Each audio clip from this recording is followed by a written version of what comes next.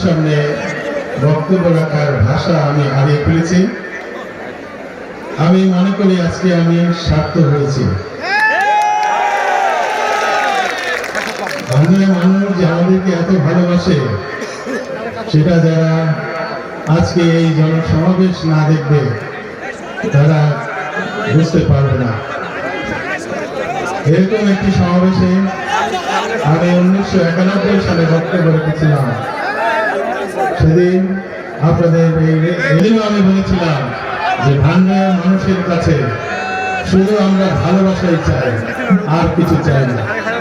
আপনাদের দোয়া এবং আপনাদের ভালোবাসা নিয়ে আমরা সারা জীবন আপনাদের সেবায় নিয়োজিত থাকতে চাই।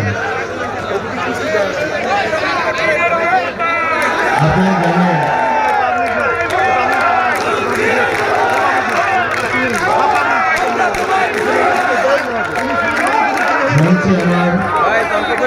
আমার বড় ভাই বসে আছে, তিনি এই অঞ্চলের মানুষের জন্য অনেক সাহায্য সহযোগিতা করে থাকেন।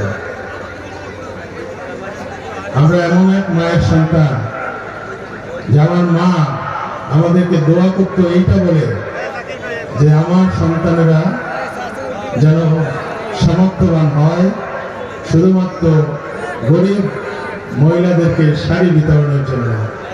এবং উনি আমরা যখন হাজার হাজার লোককে বাড়িতে ঈদের সময় শাড়ি বিতরণ করতাম, আমার মা সবচেয়ে বেশি খুশি হতো যে তার সন্তানেরা তার এলাকার গরিব মানুষদেরকে সেবা করতে পারছে। আর এই অঞ্চলের নেতা জনাব আনোয়ার হোসেন মঞ্জু সাহেব তার জীবনের শ্রেষ্ঠ সময় 40 বছর বয়সে তিনি মন্ত্রী হয়ে ভান্ডারিয়াতে এসেছিলেন। আর আজকে তার 80তম জন্মদিন। এই 40টি বছর তিনি এই ভান্ডারিয়া কাউখালী মানুষের জন্য ব্যয় করেছেন। এবং আমাদের পরিবারের সকলে, আমার বাবা এই ভান্ডারিয়ার বাংলাদেশের প্রথম চেয়ারম্যান ছিলেন। পরবর্তীতে 1973 সালে আমাদের বড় ভাই ব্যারিস্টার মনির হোসেন সাহেব এই ভান্ডারিয়া কাঠালিয়া থেকে উনি সংসদ সদস্য নির্বাচিত হয়েছিলেন।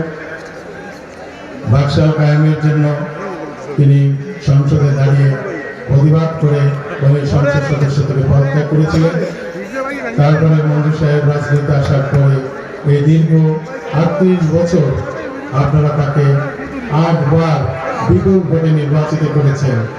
এবং উনি বিভিন্ন মন্ত্রণালয়ে 20 বছর মন্ত্রী ছিলেন। এই আজকের ভান্ডারিয়াতে আপনি যেদিকেই তাকাবেন সেদিকেই এই আনোয়ার হোসেন মঞ্জু সাহেবের উন্নয়নের ছোঁয়া দেখতে পাবেন। তাই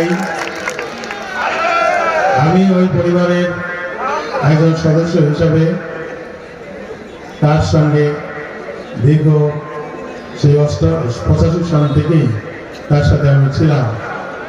মঞ্জু ভাই আমাকে মাঝে মাঝে ঠাট্টা করে বলতো যে মাহমুদ, আমার পরে কে রাজনীতি করবে?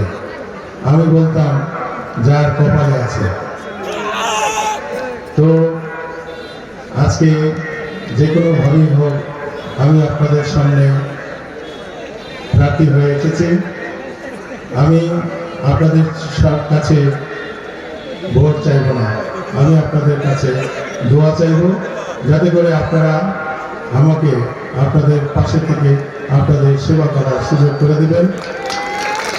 এবং আল্লাহ যদি সহায় হয়, আমি আপনাদেরকে এতটুকু বলতে পারি যে আপনারা যদি আমার সাথে থাকেন, আপনারা যেভাবে আপনাদের নেতা আনোয়ার হোসেন মঞ্জু সাহেবের হাতকে শক্তিশালী করেছিলেন, তেমনিভাবে যদি আপনারা আমার সাথে থাকেন, আমার হাতকে শক্তিশালী করেন, ইনশাআল্লাহ আমি আমার ভাইয়ের মতো এই ভান্ডারিয়ার উন্নয়নের যে বাকি যে কাজগুলো আছে, অসমাপ্ত কাজ আছে, সেটা আপনাদের পাশে থেকে করার জন্য চেষ্টা করব। এবং এই ভান্ডারিয়ার যে সামাজিক ব্যবস্থার পরিবর্তন রয়েছে, ইনশাআল্লাহ তা খুব অল্প দিনে ফিরিয়ে আনব। এই ভান্ডারিয়াতে কখনো হামলা মামলা এই রাজনীতি আমরা কখনো করিনি, আমরা ওটা শিখিনি। আপনারা জানেন যে 73 সাল থেকে তো আমাদের বাড়িতে এমপি মন্ত্রী, কিন্তু আমাদের সেই এমপি মন্ত্রীর যে পাওয়ার সেটা আমরা কখনো দেখাইনি। আমরা এই ভান্ডারের মানুষের সঙ্গে কখনো একটি জোরে কথা বলিনি। এটা আমাদের পরিবারের শিক্ষা। এটা আমাদের কারো কাছে আপনারা পাবেন না যে ভান্ডারের মানুষের সঙ্গে আমরা কখনো দুর্ব্যবহার করেছি বা খারাপ আচরণ করেছি।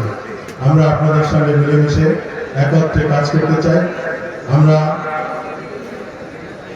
আমাদের যে ভান্ডারের অতীতে যেভাবে আমরা সবাই এক থেকে সকল রাজনৈতিক দলের ঊর্ধ্বে থেকে আমরা কাজ করার চেষ্টা করেছি, এখনো আগামী দিনে আমরা করার চেষ্টা করব। তাই 12 তারিখে নির্বাচনের মাধ্যমে আপনারা এই এলাকায় একজন নতুন নেতৃত্ব সৃষ্টি করবেন, যে নেতা আপনাদের এই এলাকার মানুষের উন্নয়নে এবং সার্বিক সামাজিক পরিস্থিতি, শিক্ষা এবং মানুষের স্বাস্থ্যসেবা অনেক কাজ করার আছে। যে কাজগুলো করার জন্য যাকে আপনারা যোগ্য প্রার্থী মনে করবেন তার সাথে আপনারা থাকবেন। যদি সেখানে আমাকে আপনারা যোগ্য মনে করেন, ইনশাআল্লাহ 12 তারিখে আপনারা সবাই মা বোনদের সকলকে নিয়ে ভোট কেন্দ্রে যাবেন এবং ভোট দিবেন। এটা আপনার একটি অধিকার।